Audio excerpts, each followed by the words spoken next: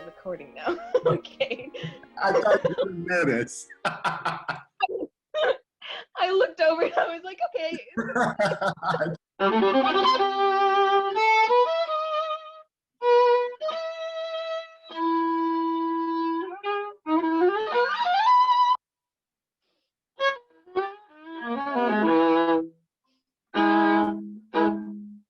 Hi, this is Kyle Armbrust from the Knights Chamber Orchestra. I'm here in Ithaca, New York, and I am speaking with... Hi, I'm Avila. I am a sophomore in college, field performance major. Awesome, and we're going to talk a little bit about the importance of voting today.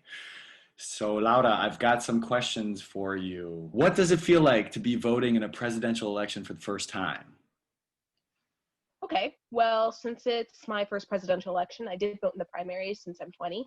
I feel very complete and content being able to put all of my energy into voting. You know, at the end of the day, I did all that I could to fight for what's right, and I would continue even after the election, no matter how things go.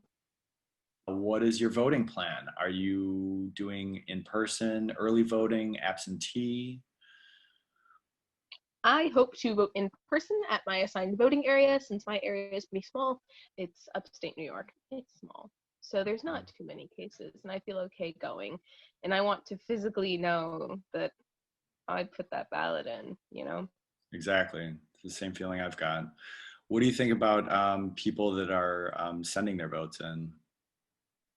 I think that it's really important to vote in any way that you can, Exactly. you know, Yeah. and make sure that you're, follow through with your ballot. Make sure that it's counted, because it's important to have a voice right now, especially. How does reaching the civic milestone, you becoming an eligible presidential voter, affect you as a growing artist?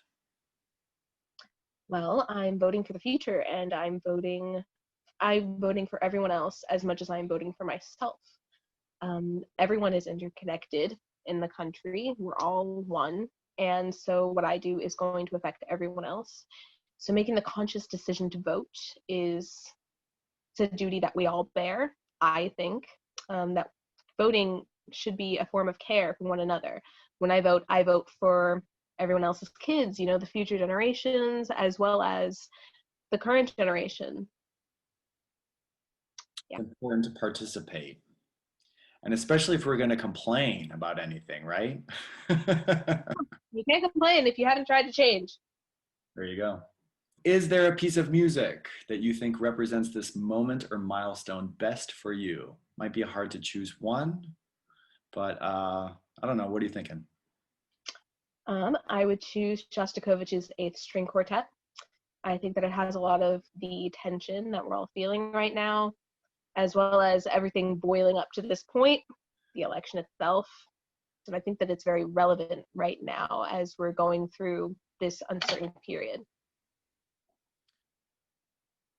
Voting is about using your voice to affect change. How has music or your instrument affected or changed you?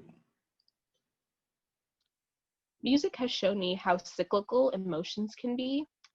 The need for change that we have now are the same feelings that other composers have had when going through strife. That's still temporary. It still comes back full circle, and you still find some sort of common ground or calm water at the end. It reminds me that there are two sides to the tunnel.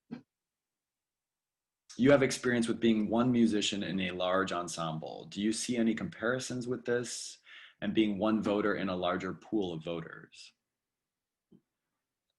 Well, when I go into that booth, I'm alone, like in a practice room. What I can do by myself is so small compared to like the end result that we all have when we put our votes together and they're counted at the end of the day.